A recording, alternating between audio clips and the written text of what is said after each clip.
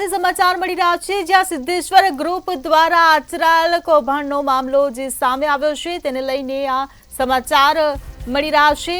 Siddheshwar group દ્વારા ગેરરીતિનો જે મામલો સામે આવ્યો, અગાઉ મંતવ્ય ન્યૂઝે વિગતવાર આ અંગે અહેવાલ દર્શાવ્યો હતો। ગ્રાહક જ્યોતિકા પટેલનું સહમતિ વગર બનાખત રદ કરવાયું હતું, તો રજિસ્ટર બનાખત ગ્રાહકની સહમતિ વગર રદ કરી દેવાયું। આ સમગ્ર મામલે એસપી ઇન્ફ્રાના ભાગીદારનું નિવેદન સામે આવ્યું છે। તો ભાગીદાર મનીષ પાનસુરિયા દ્વારા આ નિવેદન આપવામાં આવ્યું છે। ત્યારે ગ્રાહક જ્યોતિકા પટેલે આપેલ પૈસા પરત કરી દેવાયા છે। તો ગેરરીતિનો ભોગ બનેલ જ્યોતિકા પટેલે પણ આ અંગે નિવેદન આપ્યું છે। ત્યારે બે બેંક મારફતે મેં સિદ્ધેશ્વર ગ્રુપને પૈસા ચૂકવ્યા હોવાનું નિવેદન આપ્યું છે। સેવાલિયા અર્બન કોઓપરેટિવમાંથી પૈસા ચૂકવાયા હોવાનું જ્યોતિકાનું આ નિવેદન સામે આવ્યું છે।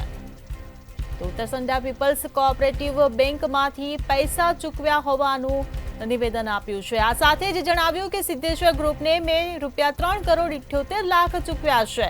મને મારા પૈસા ન બદલામાં મિલકત જોઈએ તેવું જ્યોતિકા પટેલે નિવેદન આપ્યું છે। વધુમાં કહ્યું, જો પૈસા નહીં આપે તો 4 દિવસ બે બેંક મારફતે મેં સિદ્ધેશ્વર ગ્રુપને પૈસા ચૂકવ્યા હોવાનું નિવેદન આપ્યું।